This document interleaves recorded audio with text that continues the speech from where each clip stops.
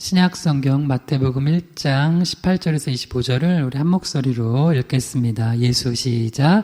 예수 그리스도의 나심은 이러하니라. 그의 어머니 마리아가 요셉과 약혼하고 동거하기 전에 성령으로 잉태된 것이 나타났더니 그의 남편 요셉은 의로운 사람이라 그를 드러내지 아니하고 가만히 끊고자 하여 이 일을 생각할 때 주의 사자가 현명하여 이르되 다윗의 자손 요셉아 내 아내 마리아 데려오기를 무서워하지 말라. 그에게 잉태된 자는 성령으로 된 것이라. 아들을 낳으리니 이름을 예수라 하라. 이는 그가 자기 백성을 그들의 죄에서 구원할 자이심이라 하니라. 이 모든 일이 된 것은 주께서 선지자로 하신 말씀을 이루려 하심이니 이르시되 보라 처녀가 잉태하여 아들을 낳을 것이요 그의 이름은 임마누엘이라 하리라 하셨으니 이를 번역한즉 하나님이 우리와 함께 계시다 함이라. 요셉이 잠에서 깨어 일어나 주의 사자의 분부대로 행하여 그의 아내를 데려왔으나 아들을 낳기까지 동침하지 아니하더니 나음의 이름을 예수라 하니라. 아멘. 기도합니다. 하나님 아버지, 오늘도 우리가 예수님의 보혈을 의지하여서 하나님 아버지께 담대히 나아갑니다. 우리가 하나님을 만날 수 없는 죄인인데, 하나님과 원수된 사이인데 예수님의 십자가 피로 우리를 화평케 해주시고 하나님의 자녀 삼아주시고 또 은혜 주심을 믿고 감사합니다. 오늘도 부족한 종이 하나님의 말씀을 대언할 때 바른 십자가와 진리의 복음만 대언케 하시고 또 이 말씀을 듣는 모든 영혼들이 하나님의 말씀의 깊은 은혜 속에 들어가 우리의 신앙이 더욱더 성숙해지게 도와주시옵소서. 예수님의 이름으로 기도드립니다. 아멘. 오늘 드디어 이제 이 성숙한 신앙인 마지막 종결 설교입니다. 한번 제목을 따라해 주세요. 성숙한 신앙인. 네, 마태복음 1장 18절에서 25절 본문으로 성숙한 신앙인 11번째 시간이면서 우리 종결 설교를 하도록 하겠습니다. 이제 수요예배 때 우리가 이제 시리즈로 쭉 봤던 설교들 중에 짧게는 한 3번 정도, 4번 정도 하는 게 있고, 길게, 아마 제가 제일 길게 한 게 11번인 것 같아요. 11번, 12번 이 정도. 근데 요거는 이제 마태복음 1장 18절에서 25절 본문을 이제 가지고 중심으로 하지만 여기서 뻗어나온 이제 많은 신학적인 주제들이 있어요. 그래서 그걸 가지고 성숙한 신앙인에 대해서 지금까지 살펴봤는데요. 오늘 이제 종결 설교를 하도록 하겠습니다. 여러분한테 질문해 볼게요. 여러분이 같이 사는 사람이 성숙한 남편, 아내였으면 좋겠어요. 또 자녀들이, 부모, 형제가. 있잖아요. 나랑 같이 가까이 있는 사람, 멀리 있는 사람 말고 일단 가까이 있는 사람. 내 남편과 아내와 아들과 딸과 부모님, 형제가 성숙한 사람이었으면 좋겠어요. 미숙한 사람이었으면 좋겠어요. 성숙한 사람이었으면 좋겠죠? 네, 그들도 여러분에게 그렇게 원합니다. 네. 우리 주님도 우리에게 특별히 성숙한 신앙인이 되기를 굉장히 바라세요. 그러니까 신앙은 성숙해 가야 돼요. 예수 그리스도를 우리가 구주로 영접하고 하나님의 자녀가 되었으면 성숙해 가야 되죠. 신앙이 이제 점점 신앙생활을 해 갈수록 성숙해져야 되는데, 그러기 위해서는 이제 뭐가 필요하냐, 우리 점검해 볼게요. 마지막 시간이니까 3가지로, 삼각형이에요. 우리가 세상 사람들은 딱 이게 선이에요. 선. 나와 타인만 있어요.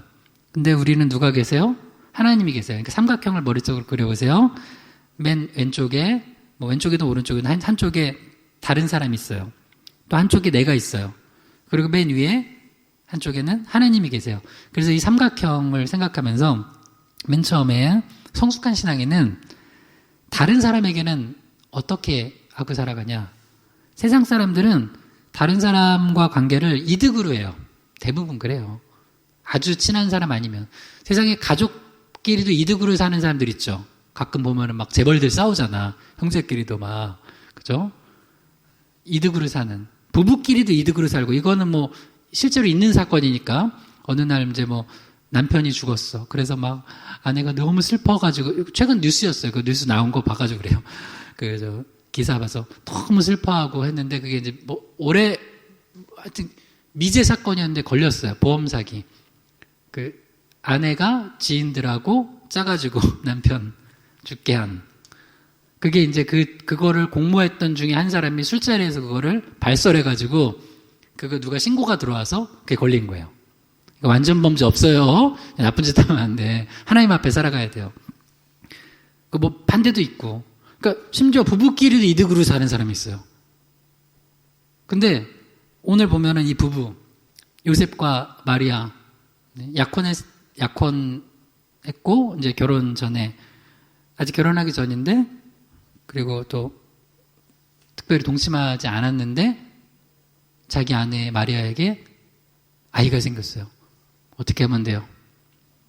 그러니까 여기서 타인이라는 건 요셉이 이제 주인공이에요. 요셉이 나고 타인은 마리아예요.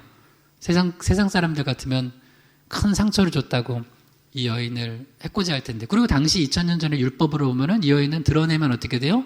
돌에 맞아 죽는 거예요. 그러면 그 뱃속의 아이도 죽어요. 근데 요셉은 그 안에 사랑이 있기 때문에, 그래도 내가 사랑하는 여인이기 때문에 그걸 드러내지 않고 그냥 관계를 가만히 정리하려고 그래요. 그래서 이 여인과 아이를 살리게 돼요. 그러니까 다른 사람과 관계를 할 때 성숙한 신앙인들은 기본적으로 그들의 허물을 덮어주려고 그래요. 그러니까 이걸 더 쉽게 얘기하면 어떻게든지 그들을 살리려고 해요. 살리려고 해야지 죽이려고 하면 안 돼요. 내가 우리 자녀랑 관계가 안 좋아. 그럼 자녀를 죽이려고 해요? 요새 그래서 좀 문제잖아요. 세상에 그 어린애들부터 해서 아동학대나 뭐 저기들 보면은 뭐 양부나 양모뿐만 아니라 친부도 자녀들 그렇게 학대해 죽이는 경우도 있죠. 그 왜 그래요? 이게 사탄 마귀가 들어가면 나랑 타인과의 관계를 사랑의 관계로 안 봐요. 뭐로 봐요? 이득이야. 그러니까 이 어린애가 나를 귀찮게 해. 내가 얘 때문에 손해봐. 그러면 얘도 없애버리는 거예요. 그게 뭐예요? 사탄 마귀가 하는 짓이에요.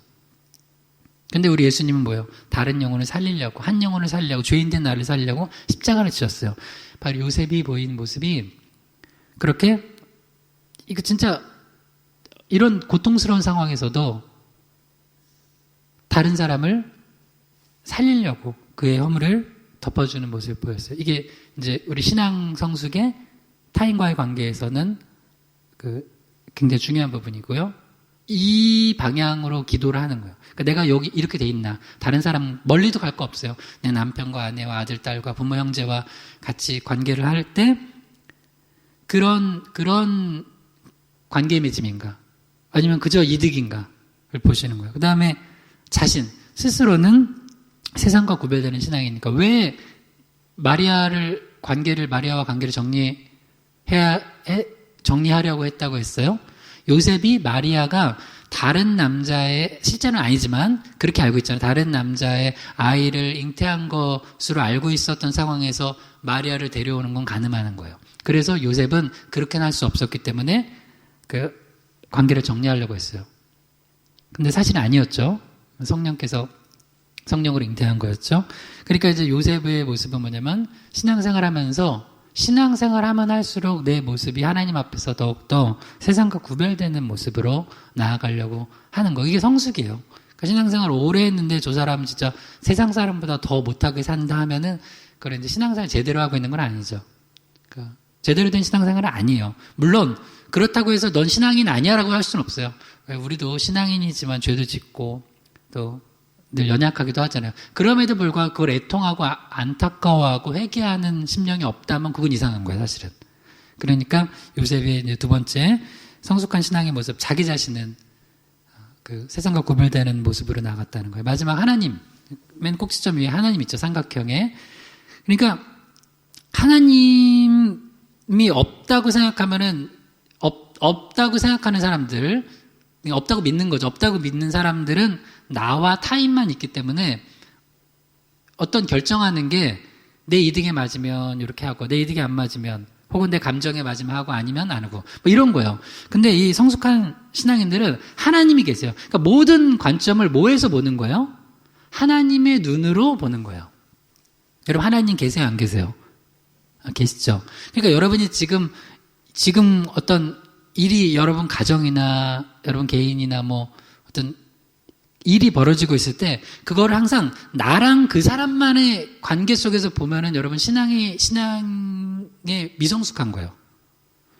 근데 나랑 어떤 사람, 나랑 어떤 일, 그거에 대해서 하나님의 관점으로 더 구체적으로 하나님이 거기서 뭘 말씀하시는가를 귀 기울여 듣는 거예요. 그리고 행하는 거예요. 요셉은 어떻게 했어요? 나는 관계 정리하려고 했어요. 근데 하나님 뭐라 그래요? 관계 정리하지 말래요. 왜? 하나님의 말씀에 이것은 하나님의 이사야 선지자의 그 예언, 그 말씀, 보라 처녀가 잉태하여 아들을 낳을 것이요 그 이름을 임마누엘이라 하리라 하신 말씀을 이루려 하시기 위해서 너희 가정에 이런 어려움을 준 거야. 근데 겉으로 볼 때 어려움이죠. 근데 영적으로는 축복인 거죠. 그러니까 겉으로 보여지는 육적인 사건과 현상을 뭘로 해석해요? 말씀으로 해석해요. 그래서 우리가 지난번까지 계속 본 게 말씀을 꾸준히 먹어야 되고, 그리고 이해가 안 되더라도 선 이해예요? 선 순종이에요? 선 순종 후 이해. 이거 진짜 이 시리즈는 이거 남겨놔야 되는데. 그리고 마지막으로 이제 그러면은 오늘 이제 이 주제예요.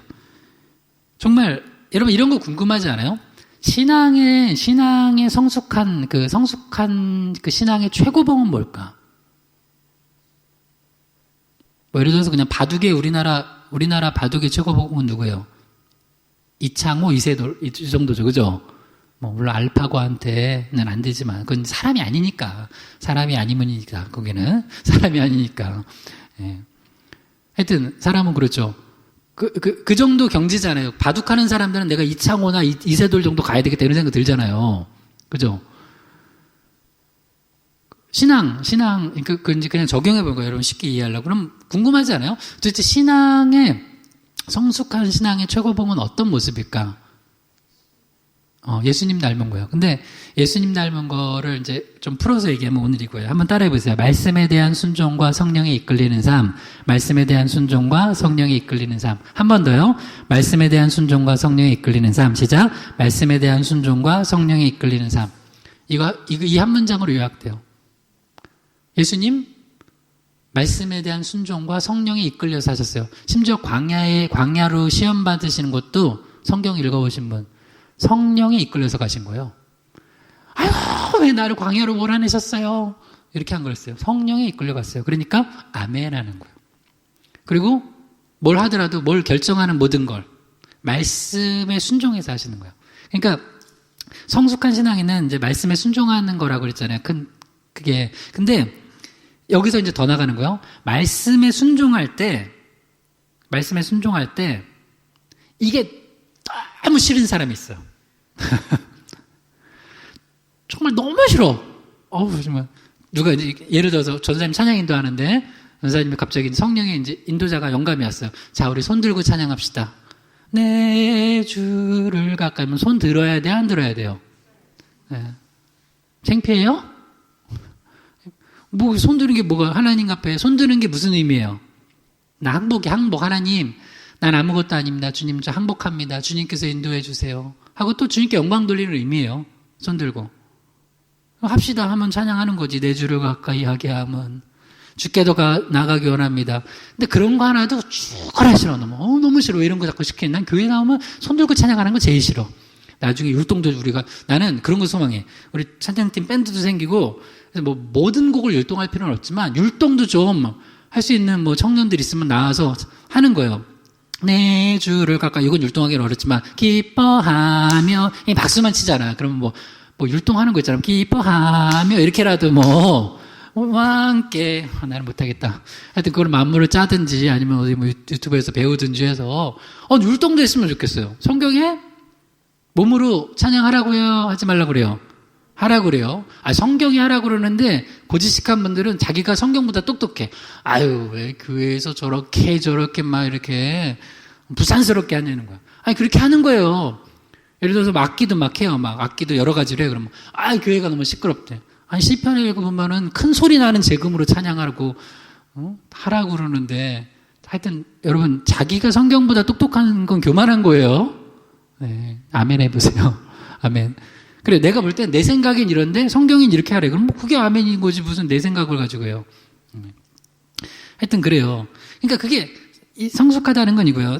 말씀에 대한 순종과 성령에 이끌리는 삶인데 말씀에 순종하고 성령께서 나를 이끌어 가시려고 해요. 근데 이게 너무 싫은 게 있어요. 그건 아직 미성숙. 근데 그래도 순종하는 사람이 있어. 축복이에요. 근데 어떤 사람은 너무 싫어. 그래서 절대 안 해. 절대 안 꺾여. 절대 성령의 바람이 왼쪽으로 부는데 나는 기어코 오른쪽으로 가야 돼. 북쪽으로 부는데 기어코 남쪽으로 가야 돼. 그런 게 미성숙한 상태고, 예수님은 어떠냐? 말씀에 대한 순종과 성령에 이끌린 삶. 말씀과 성령의 바람이 서쪽으로 불면 가요. 근데 그게 쉬워. 쉽다는 게 무슨 이제 이렇게 물론 마음으로 육적으로는 힘들 수 있겠죠. 그러나 성령이 임하시니까 그게 기쁜 거예요. 아, 하나님의 말씀이 서쪽으로 가라는구나. 성령의 바람이 서쪽으로 불고 있구나. 아멘 하는 거예요. 자, 오늘 이제 요거에 대해서 한번 구체적으로 살펴보면서 내 신앙을 한번 점검해 보세요. 요게 사실 목회자한테도 굉장히 중요한 거고요. 하나님이 우리 희망의 교회를 지금 북쪽으로 성령의 바람을 불면 나는 목회자가 남쪽으로 가야 되겠어요? 북쪽으로 목회를 이끌어 가야 되겠어요? 북쪽이죠? 그래요. 한번 봅시다. 우리 주제니까 다시 한번 따라봐요. 말씀에 대한 순종과 성령이 이끌리는 삶. 말씀에 대한 순종과 성령이 이끌리는 삶. 네. 이건 이제 광고인데요. 광고면서 기도 제목인데, 이제 2주년 되면서, 우리가 이제 3년째 들어간 거잖아요. 6월 15일, 2019년 6월 15일, 그리고 2020년 6월 15일, 2021년 6월 15일에서 2주년이 됐어요. 그리고 나서 이제 2주년째가 되니까, 이제 3년째로 들어가는 이 시점에서 하나님이 성령의 바람 확 부셔서 지난 주일에 제가 우리 장애인 예배를, 그래서 장애인이라는 건 이제 발달장애, 좀 지적장애 가지신 분, 그런 우리 형제자매들을 위한 예배가 필요해요. 그래서 그거를 이제 놓고 기도 들어갔어요. 여러분 기도해 주세요. 그리고 이제 전문 사역자도 초빙하고 그런 예배를 만들고, 나머지 모든 필요한 건 하나님께 좀 기도하면서 받으려고요. 그게 이제 하나님 성령의 바람이 부시는 게 하나가 있고요. 또 하나는 이제 2주년 되면서 하나님 계속 저희가 말씀을 쭉 이제 잘 정리해 놓은 거를 주님이 이제 드디어 때가 됐다. 이제 다 풀어라 해가지고 제가 이제 블로그를 하나 만들어가지고 설교 목사 설교 읽기. 그러니까 읽는 거예요. 설교를 이렇게 듣는 거 말고 읽는 거예요. 그러니까 다 풀어진 말씀을 하나씩 올리고 있어요. 그래서 어제 마지막으로 이제 올리고 제가 이제 잠자리에서 자기 전에 저도 다시 한번 그 핸드폰으로 그 말씀 읽고 왔는데, 희망의 교회에서 첫 예배 드린 말씀까지 올렸어요. 그러니까 그 초창기 말씀이에요. 가정 예배 드릴 때. 권사님들 거기 있잖아요. 지금은 거긴 사라졌어. 왜? 권사님 이사하셨거든. 갈 수 없어요. 우리 나중에 방문할까? 거기? 띵동띵동해서, 여기 잊을 수 없는 장소입니다. 희망의 교회 첫 예배 처소였습니다. 거기서 우리 전사님도 그때 간사님하고 거기 예배 드리러 왔죠. 결혼 전에 와가지고 결혼한다고 인사하고 가고 그랬었잖아요. 그때 그 말씀 풀어준 거면 거기 있더라고. 기도에 다 있더라고. 그래서 여러분 그 말씀을 풀어진 걸 한번 읽어보세요. 그러면 내가 들으면서 놓쳤던 거 생생하게 있고요. 그리고 이제 말씀을 읽으면 어떤 기능이 있냐면, 딱 한 부분 있죠. 한 부분에서 내가 지금 이 설교는 그냥 영상이나 음성이 이렇게 흘러가잖아요. 딱 거기서 멈춰서 그 부분만 내가 10분을 묵상할 수 있는 거예요. 짧지만 나한테 확 오는 거. 그러면 그게 또 내 안에 살아있는 레마가 되는 거야. 그러면서 진짜 하나님의 말씀 영원해. 그때 말씀이 그 첫 설교했던 말씀이 그거였거든요. 하나님의 나라가 임하는 기본 원리. 교회를 개척하면서 하나님의 나라가 어떻게 임하고 확장되냐. 겨자씨 비유 가지고 한 건데, 세 가지가 있어요. 이제 하나는 심겨져야 되고, 심겨져야 돼요. 그 다음에 심겨지면 성장해요. 그 다음에 나중에는 공중의 새들이 깃든다고 그러죠. 나누는 거예요. 그래서 하나님이 요새 2주년 된 저에게 다시 그 말씀 또 이렇게 올리면서 보게 하시면서, 그래, 처음에 개척할 때 첫 말씀이 그 말씀이었거든요. 잘 심겨줘야 돼요. 그래서 잘 심겨졌나? 심겨줘야 돼. 심겨진다는 건 죽는 거예요. 하늘의 밀이 땅에 떨어져 죽어야 돼요. 죽으면 그 다음에 열매를 맺어요. 근데 열매를 맺은 거 왜 맺는 거예요? 내가 먹으려고? 아니라고요. 공중의 새들이 와서 깃들어요. 그러니까 우리가 열매 맺고 성장하면 다른 사람들이 유익을 얻어요. 그러니까 교회는 그렇게 돼야 된다는 거예요. 그래서 그거 한번 쭉 보세요. 그런데 주일 설교는 다 풀어져 있어요, 지금. 계속 풀고 있어요. 근데 이제 수요 설교는 이게 몇 개는 풀어졌는데 이게 안 되는데 혹시라도 이건 믿음으로 제가 지금 광고하는 거예요. 하나님 그렇게 마음 주시려고 해서. 이 수요 설교랑 뭐 특세나 이런 걸 좀 풀어줄 분이 필요해요. 혹시 여러분 중에 만약에 믿음이 있고 이런 거 잘하는 분 있으면 한번 헌신해 보세요. 그리고 그쵸. 주일 설교 풀어주는 분은 저를 지금 9년째 해주고 계신 권사님이에요. 9년째. 네. 너무 감사해요. 그래서 그게 이제 남아있는 그걸 가지고 다시 정리해가지고 정리된 걸 올리는 거예요. 그리고 이제 이 수요 같은 예를 들어서 이번 이 성숙한 신앙은 이거는 이 한 주제가 11편 됐잖아요. 그럼 이거 하나 자체가 신학이에요, 신학. 그래서 요거를 잘 풀어줘가지고 글로 이제 가지고 있고 나중에 좀 더 이렇게 이제 매끄럽게 해가지고 책 같은 것도 내면 좋아요. 우리 이혼 시리즈 그것도 한 9편인가 했었는데 그건 주일에 한 거죠. 그건 풀어져 있어요. 그거 교정 보고 있는데 그건 책으로 좀 냅시다, 우리. 이혼 시리즈. 그래서 우리 그거를 이제 필요한 부분, 이혼하라고 그런 게 아니라 이혼 위기에 있거나 그리고 혹시 이혼했더라도 여러분 그럴 수 있어요. 왜? 이혼할 수도 있어요. 그럴 수 있어요. 그런 상황이 올 수도 있잖아요. 근데 그러면 다시 만약에 시작한다면 어떻게 잘 시작할 수 있을 것인지도 그게 봐야 돼, 말씀에. 다 가르쳐야 돼, 말씀에는. 한번 어려움이 있을 수도 있죠. 근데 다시 시작할 수도 있어요. 룻도 봐요, 룻도. 룻은 이제 남편이 죽었잖아요. 말론이. 근데 하나님께서 또 새롭게 시작하시게요. 누굴 통해서?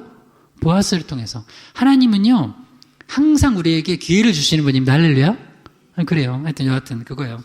그건 이제 광고 및 기도 제목이었고. 그래서 한 풀어진 말씀 읽고, 그거 듣는 거가 어려우면 오히려 그걸 읽게 이제 여러분이 뭐 링크 걸어서 주면은 은혜를 많이 받을 거예요. 자. 그래서 오늘 이제 마지막 한번 정리해 봅시다. 신앙의 최고복은 성숙의 최고복은 말씀에 대한 순종과 성령이 이끌리는 삶이에요. 전도서 7장 13절에서 14절 읽겠습니다. 하나님께서 행하시는 일을 보라. 하나님께서 굳게 하신 것을 누가 능히 곧게 하겠느냐. 형통한 날에는 기뻐하고 곤고한 날에는 되돌아보아라. 이 두 가지를 하나님이 병행하게 하사 사람이 그의 장래일을 능히 헤아려 알지 못하게 하셨느니라. 아멘.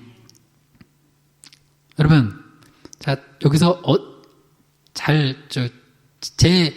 제가 지금 질문하는 거 잘 듣고 대답해 보세요.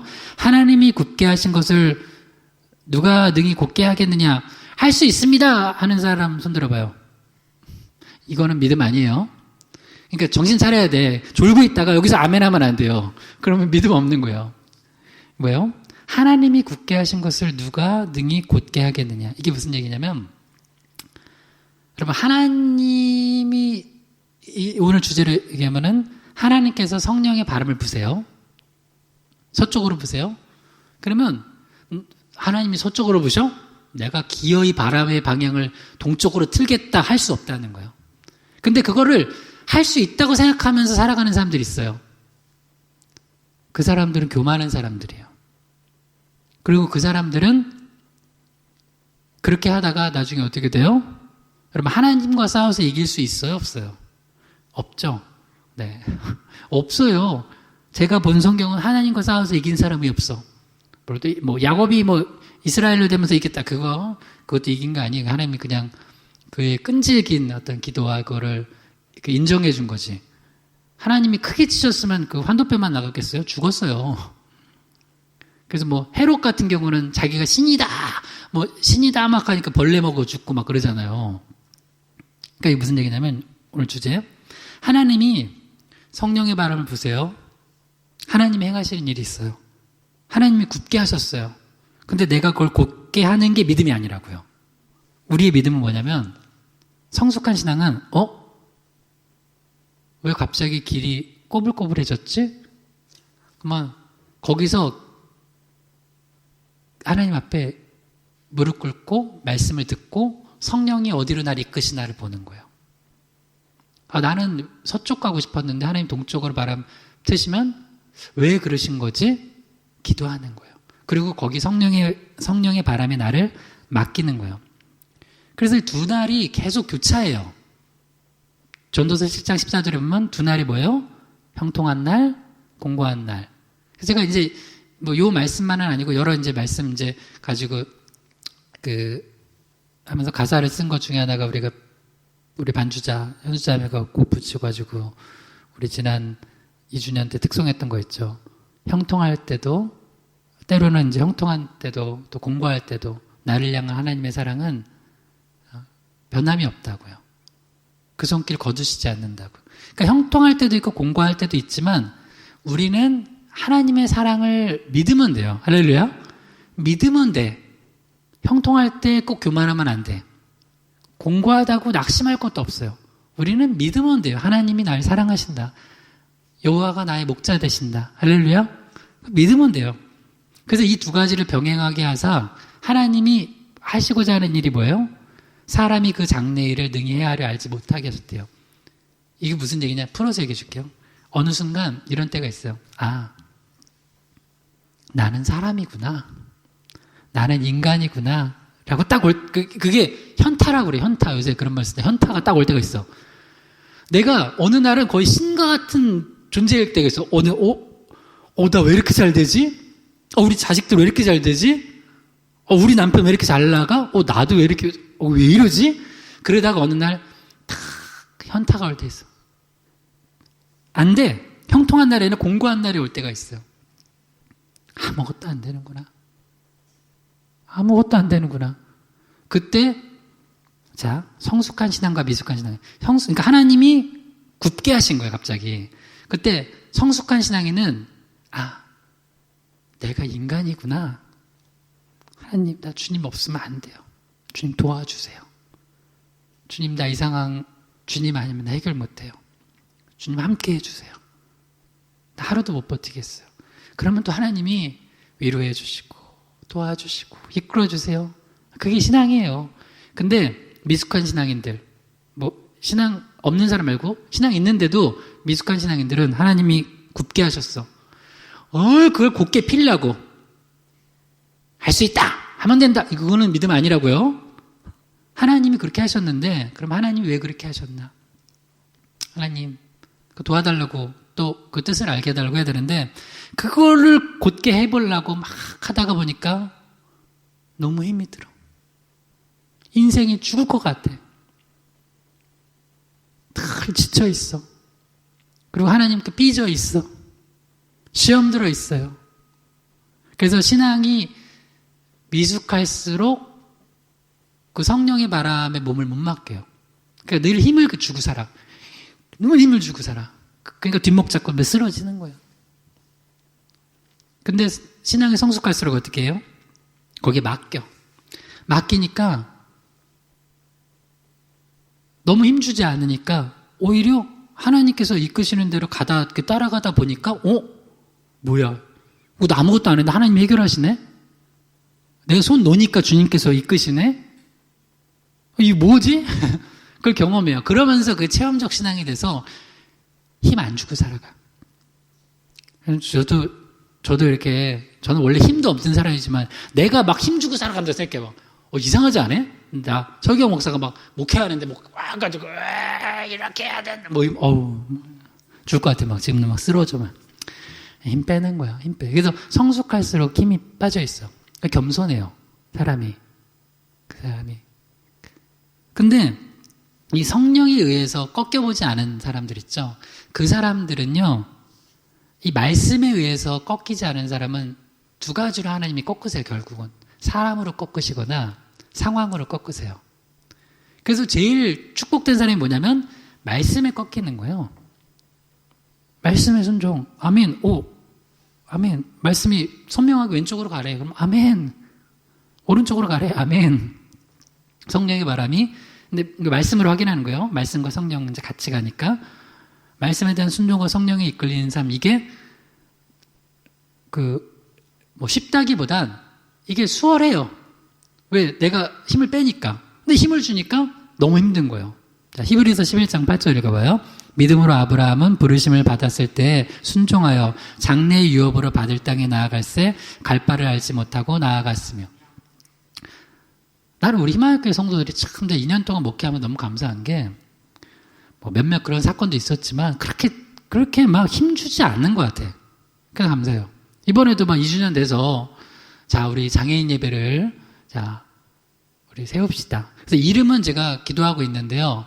하여튼 뭐 기도하고 있어요. 무슨 이름 하나 하려고. 저한테 막 지난주에 비전 선포하니까 막 찾아와가지고 목사님, 아니 지금 우리 그걸 세우려면은 공간도 필요하고 돈도 필요하고 뭐도 필요하고 하는데 목사님 그런 거 다 계획이나 하시고 하시는 소리예요? 그런 성도들이 한 명도 없어요. 그러니까 우리 성도들이 믿음이 좋은 거야 아니면 생각이 없는 거야? 그러면 믿음이 좋은 거예요. 할렐루야. 생각이 없지는 않아요. 대부분 생각은 깊으신 분들이야. 생각은 저보다 깊어요. 근데 믿음이 좋아. 그래서 그거 안 따져. 아브라함도 이게 뭐냐면 이제 훈련이 된 거야. 아브라함이 그 땅으로 하나님이 가라고 할 때, 그 가나안 땅, 부르신 땅에 갈 때, 주님이 이제 일단 가라고 해요. 지금 현재 있는 땅 갈대아 우르에서 가라고 그래. 이제 내가 있을 땅은 여기가 아니에요. 근데 두 가지를 안 했어요. 첫 번째, 계산을 안 했어. 계산을 안 해요. 두 번째, 다 알려고 하질 않았어요. 그러니까 이 두 가지를 하면은 순종을 못 해요. 자, 일단 계산을 하잖아요. 그럼 계산을 하기 시작하면은 그때는 너무 복잡해져요. 물론 우리가 어떤 부분은 또 하나님 일반은총으로 계산하라는 거 있어요. 핫도그 가게 가서 핫도그 사는데 계산해야 돼요. 그거는 해야죠. 그런 거 말고 때로는 하나님께서 계산이 안 되는데 하나님 하라고 하시는 게 있어요. 그럼 하는 거예요. 또 하나. 근데 왜 거기 가라고 하는데? 그럼 다 알려주세요. 큰 틀은 알려줘요. 근데 하나님이 구체적으로 다 안 알려줘요. 일단 거기 가면 안 돼. 아, 정말 주님. 근데 그 성격상 그런 게 안 되는 사람이 있어. 다 알아야지 거기까지 가. 그러니까 거기 갔을 때 무슨 일이 벌어지고, 가면서 비용은 어떻게 들고, 거기서 누구를 만날 것이며, 뭘 할 것이며, 그걸 다 계산해야 했고, 다 알아야지 하는 사람이 있어요. 그게 바로 아까처럼 하나님이 굳게 하신 걸 내가 곧게 하려고 하는 사람이에요. 그런 인생이 힘들어. 그래서 겉으로 온유하게 보이는 것 같은 사람도 사실 요 부분만 딱 알아요. 목사는 저 사람 아직 미성숙하구나, 미숙하구나. 그거는 이제 정죄하거나 나쁘는 의미가 아니라 더 기도해줘야 될 사람이에요. 왜냐하면 그러면 하나님이 그 사람을 쓰시지를 못해요. 하나님께 쓰임을 못 받아. 왜? 자기 방법으로 해야 돼 있고 자기 계산으로 다 해야 되니까 하나님 그 사람 안 쓰세요. 어떻게 그 사람을 써요? 모세도 40살에 못 썼잖아요. 하나님이. 그 다음에 40년 동안 미디안 광야에서 목자 하게 하시면서 80살에 부르셨죠. 왜?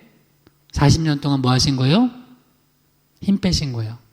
그러니까 우리 힘 뺍시다. 우리 이제 3주년 되면서 이제 3년째 되면서 주님이 하시는 말씀이 그거예요. 힘 빼라고. 경호가 힘 빼라. 설목사 힘 빼. 아멘. 전 아무것도 아닙니다. 주여. 우리 성도님들 힘 빼십시다. 할렐루야. 우리 힘 빼면 주님이 선하게 이끄실 텐데. 그러면 가정에서도 좀 힘을 빼세요. 힘을 좀 빼세요. 힘을 어느 정도까지 빼야 되냐. 한번 봅시다. 자. 그러니까 이제 히브리서 11장 8절에 아브라함은 갈 바를 알지 못하고 나갔대요. 뭘로 나간 거예요? 그러니까 믿음으로 간 거예요. 여러분도 믿음으로 가세요. 네. 요한복음 21장 18절에서 19절이요. 내가 진실로 내게 이르노니 내가 젊어서는 스스로 띠띠고 원하는 곳으로 다녔거니와 늙어서는 내 팔을 벌리리니 남이 내게 띠띠우고 원하지 아니하는 곳으로 데려가리라. 이 말씀을 하시면 베드로가 어떠한 죽음으로 하나님께 영광을 돌릴 것을 가리키심이로라. 이 말씀을 하시고 베드로에게 이르시되 나를 따르라 하시니. 네, 지금 베드로를 예를 들어줬어요. 여기서 이제 젊어서는 그리고 늙어서는 이제 나이대로 비교를 해주셨어요. 근데 이걸 영적으로 보면 젊어서는 뭐냐면 신앙이 미숙했을 때는, 늙어서는 뭐예요? 신앙이 성숙할 때는. 그러니까 나이가 든다고 다 신앙 성숙한 건 아니잖아요. 100세가 돼도 신앙 미숙하면 미숙한 거예요. 근데 여러분 자녀들이 10대인데도 성숙한 애들이 있어요. 엄마 뭘 그렇게 걱정해? 성령이 우리 가정을 이렇게 이끄시는데. 어머, 그럼 걔를 따라가야 돼. 성령이. 근데 이제 베드로 젊어서는 혈기왕성했을 때는, 모세도 마찬가지고요. 그리고 베드로만 봐요. 그러면 예수님이 말씀하신 거야. 네가 젊어서는 이렇게 미숙했을 때는 뭐 한다고요? 스스로 뛰뜬대요. 이게 무슨 얘기예요? 스스로 뛰뛰고 자기가 원하는 대로, 그러니까 성령이 바람에 부시는 건 상관없어. 어디로 부시는지. 내가 원하는 대로 가는 거야. 기어이 내가 원하는 대로 가는 거예요. 근데 늙어서는, 즉 신앙이 성숙해지면 어떻게 돼요? 하나님의 말씀이 임하면, 성령의 바람이 불면 그곳으로 가요. 이제 그거를 이제 뭐요? 비유적으로 남이 내게 띠를 띄운대요. 여러분 옷 봐요. 옷. 여러분 어떤 스타일이에요? 저는 이거는 이제 패션 감각인데, 제가 아는 목사님, 우리 협동 목사님 아시죠? 협동 목사님. 우리 잠깐 그 광고를 제가 주의를 하는데 자꾸 까먹네요. 우리 2주년 그때부터 우리 오원웅 목사님을 희망학교 협동 목사님으로 이제 이름이 올려졌어요.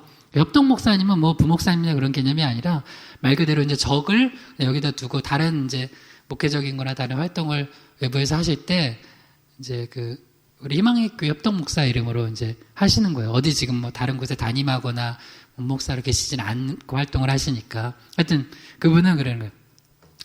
자기는 옷은 자기가 고른대요. 천 목사는 어떻게? 나는 사다 주는 대로 입지. 나는 사다 주는 대로 입어. 옷 고르는 거 잘 못해. 그리고 고르면은 그런 분들 있죠. 딱 가자마자 고르는, 별로 고민하지 않고. 그래서 대부분 남편들이 힘들어하는 건 아내랑 쇼핑하는 거. 남편들 너무 힘들어요. 옷을 입었다 골랐다. 예쁘네. 그래서 뭐 예쁘네 해주면 아내들이 고맙다고 해줘야 되는데, 아니 진짜 그렇게 성의 없이 대답할래? 막 하면서 그럼 또 막 고민해요. 막 어떻게 해줘야 돼? 그러면 그거 좀 안 어울려. 그러면 뭐야? 왜 안 어울려? 도대체 어떻게 해줘야 돼? 주님의 마음을 알기보다 힘든 게 여자의 마음이다. 뭐 이러면 어떻게 해요? 하여튼 이렇게 힘들어요. 근데 봐. 내가 아무리 아무나 이제 나는 사다 주는 거 주로 안 하게 사다 주지만 사다 주는 거 입지만 그래도 내 스타일이라는 게 좀 있을 거 아니에요, 그죠? 근데 내 스타일 아닌 걸 나한테가 입혀줬어. 그러면 내 마음이 어떨까요? 굉장히 힘들겠죠. 근데 이런 얘기예요. 뭔가 내가 진짜 원하지 않는데 막 나한테 막 이렇게 막 옷도 입혀주고 띠도 띄워주고 신발도 신겨주고 그리고 하래. 나를 뭘로 보고 내가 개성이 있는데 나의 개성을 무시해도 입은 수지.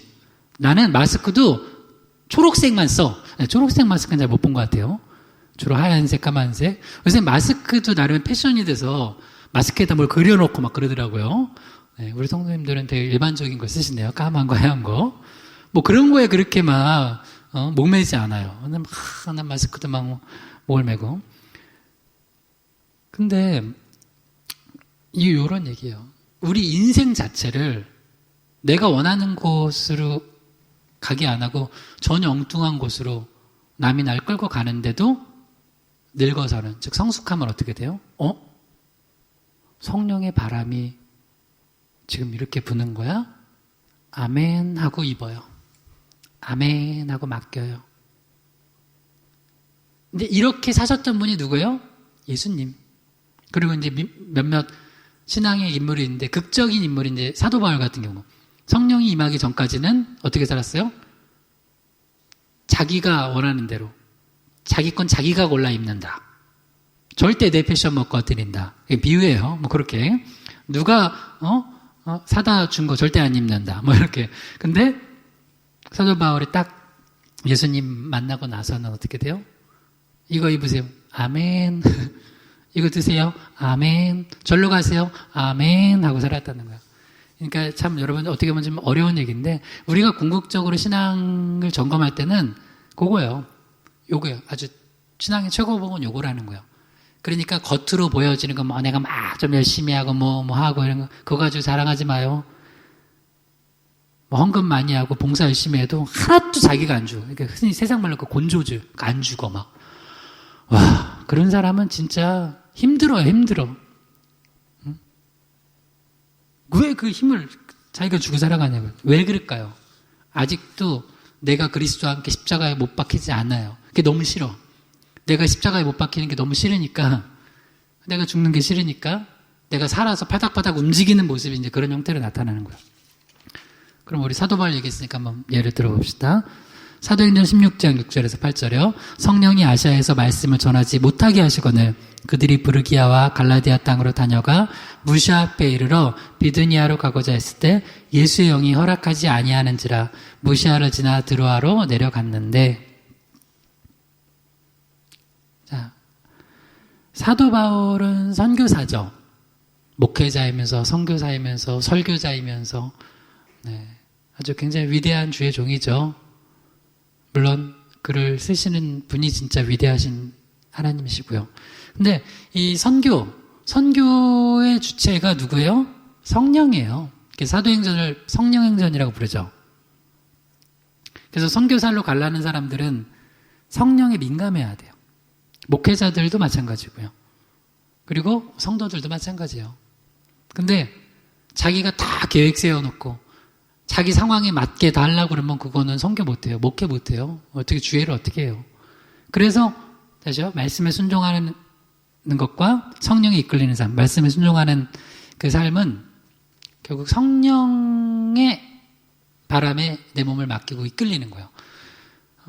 아시아에서 선교 못하게 성령이 막으세요. 성령이 막으셨어요. 그래서 그들이 또 부르기아와 갈라디아 땅으로 다녀갔다가 또 무시아 앞에 이르러 비두니아로 가고자 했을 때 예수의 영이 허락하지 않아요. 이제 용어가 좀 달라요. 성령, 예수의 영. 근데 성삼일체 하나님 안에서 같은 영이에요. 그 성부, 성자, 성령이 같이 역사한다는 걸 보여주는 거예요. 그러면 봐요. 성령이 못하게 막으시고 예수의 영이 허락하지 않으셨어요. 어떻게 하면 돼요? 안 하면 돼. 이게 아멘 돼요?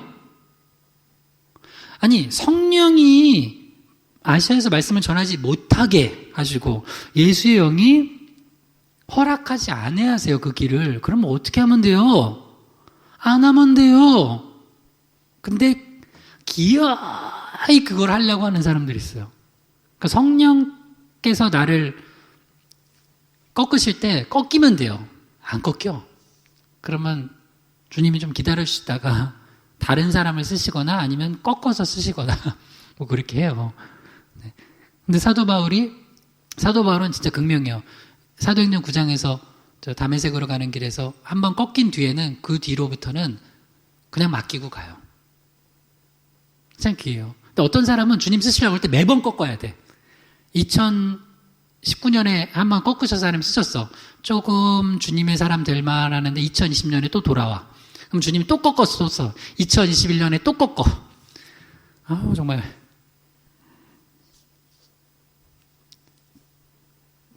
그래서 여러분 이제 이 사람 신앙 성숙이 뭐냐면 한번 따라해보세요. 성령에 의해 내가 꺾이는 경험. 자, 한번 다시 따라해봐요. 성령에 의해 내가 꺾이는 경험. 성령에 의해 내가 꺾이는 경험. 요걸 해보신 사람, 요 경험이 있는 사람들은 신앙이 성숙해요. 그리고 나중에는 꺾이기 전에 내가 맡겨요. 그래서 여러분, 혹시 여러분 사랑하는 자녀들, 여러분도 그렇고, 여러분 가정이 행복하기를 원하세요? 여러분 아들, 딸들 나중에 결혼할 때 행복한 가정 이루기 원하시는 분들 있죠? 당연할 거 아니에요. 그러려면 어떤 사람하고 그러니까 여러분 딸이 있으면 어떤 사위감 만나야 되는지, 아들 있으면 어떤 며느리감 만나야 되는지 기도 제목이에요. 그건 이제 아들, 딸한테도 알려주세요. 내 딸이 만나고 있는 남자가 성령에 의해서 고집이 꺾여지는 경험이 있는지 그거를 확인해 보라고 해요. 근데 그걸 언제 확인해요? 그냥 이렇게 팔짱 끼고 확인하는 게 아니라 그냥 같이 만나보다 보면은 절대로 자기 고집이 안 꺾이는 사람이 있어요. 결혼 내내 그래요. 물론 성령이 임하시면 나중에 이제 신앙생활 하다가 이제 꺾이죠. 여러 가지로. 근데 어떤 사람은 그래서 내 성격이야 이렇게 하면 안 돼요. 여러분 내 성격이 원래 그래. 그거는 내 성격대로 살겠다는 거예요. 그 예수 사람 아니에요. 예수 사람은 정과 욕을 십자가에 못 박았는데 그 성격이, 그 성향이, 그 고집이 하나님의 말씀과 성령에 의해서 꺾이는 거를 그게 이제 기도하다 보면 보여요. 그 연애 기간에도 보여. 어느 날 보니까 내 남자친구는, 내 여자친구는 절대 이런 성향이 아니야. 이런 걸 못해. 근데 어느 날 보니까 그래서 믿는 사람 만나라는 거예요. 믿는 사람은 나와 타인만이 있는 게 아니라 상황만 있는 게 하나님이 있어. 어느 날 기도하다가 이걸 꺾어. 나는 이 직장 그렇게 가고 싶어 했어. 근데 어느 날 기도하다가 그런 얘기를 해. 근데 있잖아. 나 기도하는데 굳이 내가 여기 목맬 게 없다고 하나님이 그런 마음을 주셔. 그거 뭐예요? 성령에 의해서 한번 꺾이는 경험이에요. 그래서 어느 날 또 막 뭐라 그래요?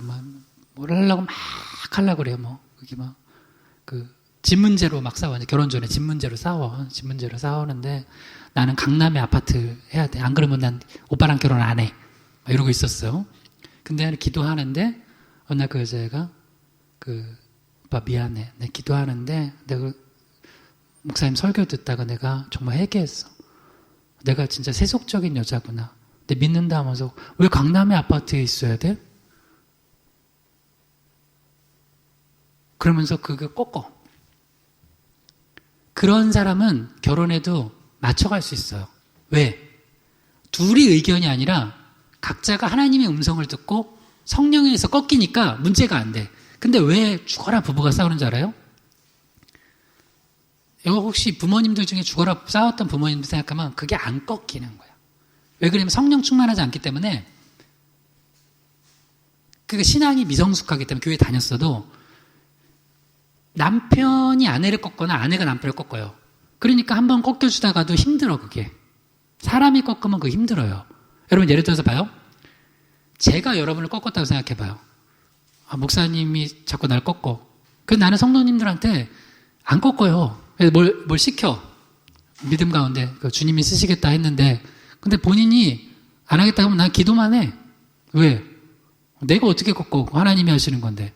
근데 그거 내가 강압적으로 너 목사가 시키는데 안 해? 막 이러면은 그럼 어떻게 돼요? 목사님한테 꺾인 거야 그거는. 그러면 안 돼요.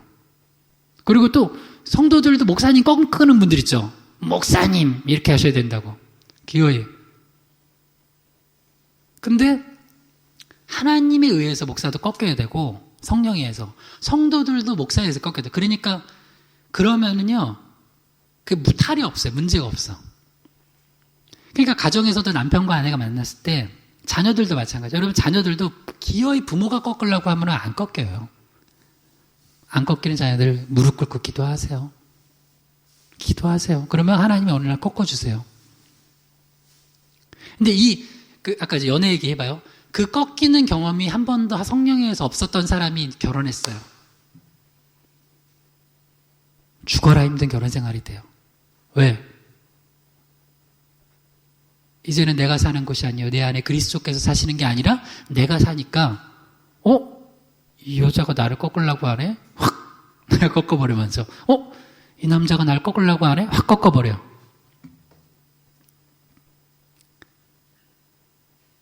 여러분 제발 좀 힘을 뺍시다. 오늘 주제 이거는 힘 빼요. 힘 빼. 우리 제발 힘 뺍시다. 너무 힘주고 살지 말아요. 힘주고 살지 말라고.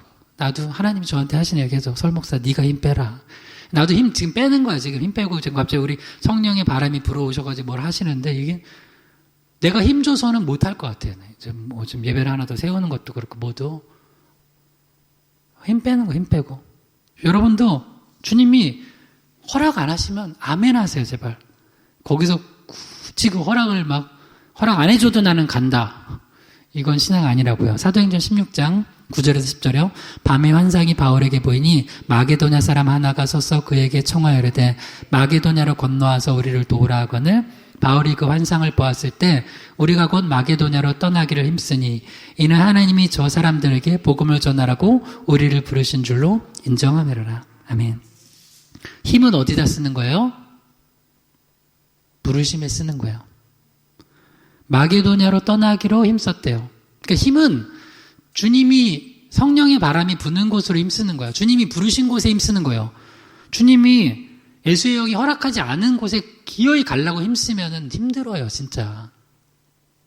그런 사람하고 사니 늘 힘든 거예요.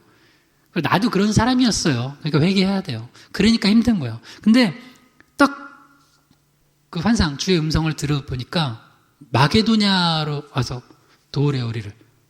선교지 방향이 바뀌었어. 때로는 안 바꾸셨는데 이제 상황 때문에 바꿔가려고 하는 사람도 있어요. 그것도 안 돼요. 그러면 또 그것도 힘든 거예요. 그러니까 우리도 지금 희망교회인데 기도하는 거잖아요. 지금 하나님 우리 성령의 바람이 고기동에 있으면 고기동에 있으면 고기동 머무는 거예요. 머무는 거. 고기동 아니면 있고 싶어도 떠나는 거야. 아, 주님, 우리가 이렇게 잘 해놓고 여기 해놨는데 비용 생각 안 해요. 하나님이 다른 데서 복음 전하러 가시면 가는 거예요. 그러니까 우리 희망의 교회는 우리 성도님들, 하여튼, 그게 이제 목회 제 철학이니까 아시고 잘 기도해 주세요. 뭐, 안정 추구 뭐 이런 거 없어요, 우리는. 안정은 뭐, 주님 안에서 안정이, 주님이 우리 안전 기지예요. 그러니까, 하나님께 맡기는 거예요. 하나님께 맡기고 해보는 거예요. 네. 그래서 마게도냐로 건너와서 도우라니까, 이게 맞다고 공동체가 다 인정을 하니까 마게도냐로 곧 떠나기를 힘썼다는 거예요. 저기가 부르심이구나 하면 그걸로 가는 거예요. 그러니까 이렇게 살아가는 인생이 뭐예요? 성숙한 신앙이에요. 마태복음 26장 39절에요. 조금 나아가서 얼굴을 땅에 대시고 엎드려 기도하여 이르시되 내 아버지여 만일 할 만하시거든 이 잔을 내게서 지나가게 하옵소서.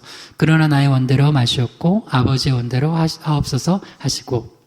그러니까 예수님의 모든 생은 이 땅에 성육신 하실 때도 그 때가 참에 오셨어요. 갈라디아서에 말씀 보시면 이 땅에 오시는 것도 하나님의 때에 오셨고 공생애를 시작하시는 것도 하나님의 때에 십자가를 지시는 것도 하나님의 때.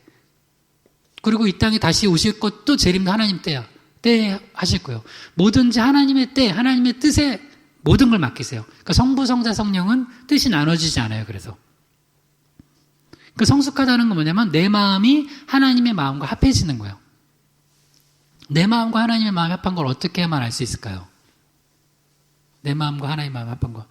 말씀을 읽는데 아멘이 되면은 말씀을 듣는데 이게 아멘이 돼요. 그럼 내 마음과 하나님의 마음이 합해지는 거예요. 근데 말씀을 읽는 것마다 이걸 어떻게 아멘해? 이걸 어떻게 아멘해? 하면은 난 아직 미숙하고 더 기도하고 더 성장해야 되겠죠. 근데 예수님은 나의 원대로 마옵시고 아버지 원대로 해달래요. 나의 원대로 기어이 하려고 하는 거 뭐예요? 미숙한 거. 아버지 원대로 해달라는 건 성숙한 거. 그래서 이게 제 신앙의 여러분 목회 성도들을 양육하는 목표예요. 제발 이런 걸로 됐다고 하지 마요. 예를 들어서 목사님 저는 국제 제자 훈련 다 뗐는데요. 아이고 진짜 그러면 뭐 내가 한 50단계 만들어 놓을까요? 희망의 교회? 그 2년짜리 뗀 거 뭐 대단해? 50단계 만들어 놓을까? 50단계 만들어 놓고 아휴. 근데 그게 필요해요. 어떤 부분에 어느 정도 기초적인 훈련도 하는데 여러분 속지 마세요. 절대 그거 뗐다고 해가지고 성숙한 거 아니에요. 그냥 이거 보면 알아요. 말씀. 성령의 바람이 몇 단계 떼고 뭐 사역 훈련하고 딱 맞췄는데 성령의 바람이 동우를 부는데 기어이 서로 가라고 하는 사람들은 그거 제자 훈련 그거 한 거예요. 전도 폭발하고선 주님이 갑자기 음성 줬어. 너 저 사람은 이제 전도해라. 절대 안 해. 주님 쪽팔리는데요? 전도 폭발한 거야, 그게. 어제도 이제 저녁에 제가 통화하면서 전도를 했는데, 이제, 아는 친척분 중에 암수술 앞두고 있어요, 내일 모레. 내일이네요. 어제가 내일 모레였으니까. 내일 암수술 앞두고 있어서. 근데 그분은 연세가 좀 있으신데, 그 자녀들이 이제 제가 목회자인 걸 알고 이제, 그래서 나도 이제 기도를 해주는데, 제 목사인 사람, 그분은 예수를 안 믿는 거야, 그러니까 자녀들이 얼마나 기도를 많이 했겠어요. 그래서 이제 전화를 해서 먼저 치유 기도를 쭉 해준 다음에 복음을 전했어요. 근데 자녀들이 할 때는 요새는 뭐 대부분 집에서 온라인 예배 드리니까 막 이렇게 켜놓고 예배 드리자고 하면 엄마가 쭉 나가신대, 산책하러. 싫은 거야. 근데 어제는 그러니까 나는 하나님 주신 목사를 사용하시는 거예요. 하고선 복음을 전한 다음에 이제 아멘 해보시라고 하니까 아멘 하시더라고요. 아멘. 자식들이 하라고 하면 그 죽어를 안 해요. 싫다. 나는 목회자잖아요. 아멘 하라고 하면 아멘해요. 나는 아멘 하라고 그러는데 아멘 안 하는 사람 별로 못 봤어요. 그러니까, 전도해야 돼요. 전도해야 돼. 저한테 그냥 치유 기도만 해주면 그분도 좋고, 뭐 마음이 그냥 인간적으로는 편하겠지만, 전도하면 부담스럽잖아. 아유, 또 목사 아니랄까봐 꼭 그냥 기도만 해주지. 낫게, 병 낫기만 기도해주지. 꼭 예수를 전해. 어우, 정말 싫어. 그럴 수도 있어요. 그럼 나도, 누가 나를 싫어하는 거 나도 싫어요. 근데 예수님을 위해서 누가 나를 좀 싫어하면 뭐 그럴 수도 있죠. 그래서 복음을 전했어요. 복음을 전하고, 길게 전하고. 그 다음에, 아멘 해보시라니까. 아멘. 그리고 기도도 가르쳤어요. 기도도 아무한테나 하는 거 아니라고, 하나님께 예수님의 이름으로 하는 거라고, 그것도 알려드리고. 그러니까 이제, 오랜 평생을 예수님 안 믿고 살았는데, 참 축복이 또 이렇게 있어요. 심어도요. 엄마는 안 믿는데 자식들이 믿어. 딸들이 잘 믿어요. 뭐 사위도 잘 믿고. 그래서 딸들이 옆에 두 딸하고 사위가 옆에서 딱 붙어가지고, 있더라고요. 내가 기도해드리고, 전도했어요. 여러분, 누구한테 갑자기 어느 날 마음에 전도해라. 그럼 어떻게 해야 돼요? 성령에 이끌렸어요. 막 부담이 있어. 주님, 제발 저한테 전도하라고는 시키지 마세요. 나 전도 진짜 제일 싫어. 그러면 안 돼요. 전도해야죠. 그러니까 그거에 속지 말라고요. 무슨 프로그램 뭐 그런 거. 본질을 보세요. 본질. 핵심을 보세요. 말씀에 순종하고 성령에 이끌려가는가 내가. 그거 아니면 사실 겉으로 쌓아오는 거 다 그거 저기예요. 그거 포장지예요. 포장지. 포장지 뜯어보면 알잖아요. 포장지 딱 뜯어보면 안에 보니까 그게 진짜인지 가짜인지 그거 아는 거예요. 그러니까 포장 가지고 자랑할 거 없어요. 그게 진짜는 이거예요. 그럼 마지막 말씀, 이 말씀에 아멘 할 수 있으면 여러분 성숙한 거예요. 자, 야고보서 1장 2절에 4절이요. 내 형제들아, 너희가 여러 가지 시험을 당하거든 온전히 기쁘게 여기라. 이는 너희 믿음의 시련이 인내를 만들어내는 줄 너희가 알미라. 인내를 온전히 이루라. 이는 너희로 온전하고 구비하여 조금도 부족함이 없게 하려 함이라. 아멘. 여러분, 야고보서 1장 2절에 아멘 합시다. 할렐루야. 여러분, 시험이 한 가지가 여러 가지 시험이 올 수 있어요. 자식 때문에, 남편 때문에, 아내 때문에, 부모 형제 때문에, 직장 때문에, 건강 때문에 시험이 왔어요. 그러면 뭐 하라고요? 기쁘게 여기래요. 그냥 기쁘게 여기는 게 어떻게 해요? 온전히 기쁘게 여기래요. 자, 지금 3초 동안 여러분한테 지금 가장 시험거리 생각해 보세요. 생각났죠? 생각났어요? 자, 기쁘게 여기세요. 할렐루야. 아멘. 목사님 어떻게 여기 아멘해요? 내가 무슨 감정도 없는 동물이에요? 난 로봇 아니에요? 로봇 아니기 때문에 더 아름다운 거예요. 선악과를 먹지 말라고 자유의지를 줬는데 먹은 거 그게 문제예요. 근데 그러면 하나님 왜 우리에게 자유의지를 줘가지고 선악과를 따먹게 만드셨어요? 그렇게 말할 거예요? 하나님이 우리를 사랑하셔서 자유의지를 준 거예요. 그러니까 이것도 우리도 감정도 있고 상황도 있고 판단도 있어요. 그러나 주님 뭐라고 하시냐면 시험 당할 때 믿음으로 말씀으로 아멘하라고 그래요. 온전히 기쁘게 여기라. 그럼 아멘하는 거예요. 그게 신앙이 아름다운 거예요. 누가 감정이 없대요? 감정이 있어요. 누가 계산하지 말래요? 계산이 있어요. 그러나 믿음으로 나가고 아멘하라는 거예요. 여러분 지금 우리 그것도 중보해줘야 돼요. 그것도 알려줘야 돼요. 우리 주변에 한번 시험 자주 드는 사람 뭐냐면 이거예요. 여러 가지 시험이 있어요. 저는 시험거리가 없을까요? 나 시험거리 되게 많아. 근데 시험 만날 때마다 말씀에 뭐라 그래요? 기쁘게 여기래요. 그러면 나는 정말 세상 사람 여러분 바보야. 막 기쁜 일 있어. 막 기뻐하고 있어. 뭐 목사님 무슨 기쁜 일 있어요? 네. 기쁜 일은 아니고 시험거리가 있어서 기뻐하라고 그래서 기뻐하고 있어요. 그러면 역시 목사님 미쳤구나. 뭐 이런 생각 들 거 아니에요. 어디 막 다쳤어. 막 그래가지고 막 기뻐하고 있어. 막 또 왜 이렇게 기뻐하니? 성경에 보니까 야고보서 1장 2절에 기뻐하래. 아멘 하는 거예요. 왜요? 이유가 있어요.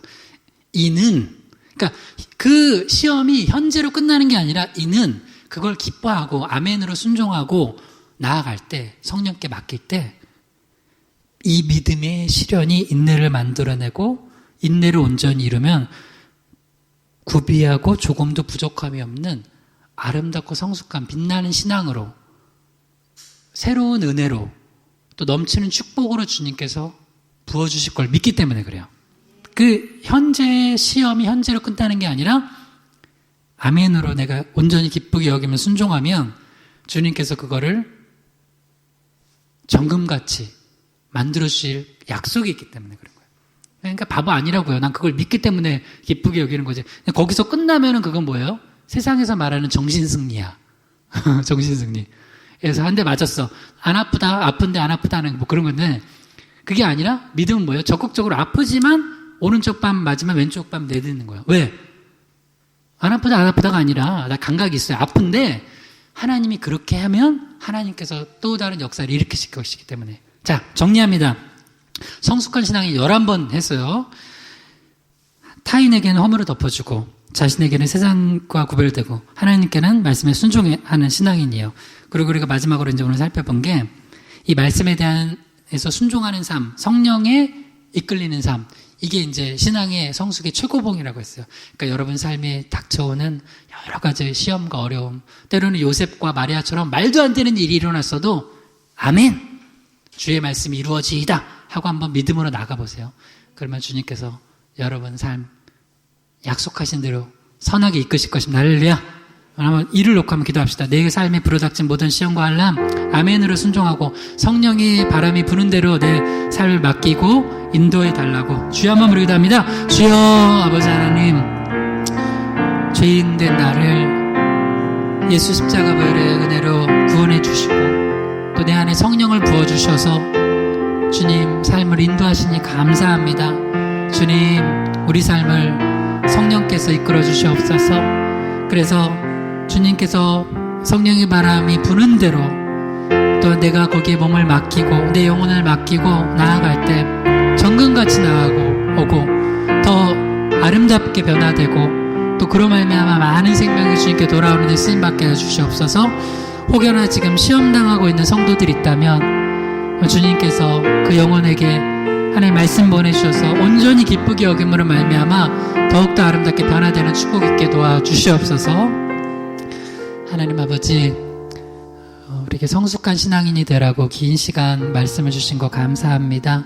이 말씀 듣는 것으로 끝나지 않고 하나하나 다시 되새기면서 순종하며 나아갈 때 이전까지 내가 고집 피우며 내 뜻대로 살았던 삶이 이제는 성령에 이끌리는 성령의 바람에 내 삶을 맡기는 그런 아름다운 신앙 되어서 나로 말미암아 하나님의 뜻이 이 땅에 이루어지고 더 많은 생명이 주님께 돌아오는 데 쓰임받게 하여 주시옵소서. 행여나 우리 성도들 중에 시험당하고 있는 성도들이 있다면 주님 도와주셔서 그들이 시험 가운데 넘어지거나 좌절하지 않고 오히려 더욱더 믿음 가운데 나아가 이 시험 다 이겨내고 정금같이 나오게 하여 주시옵소서. 예수님의 이름으로 기도드립니다. 아멘.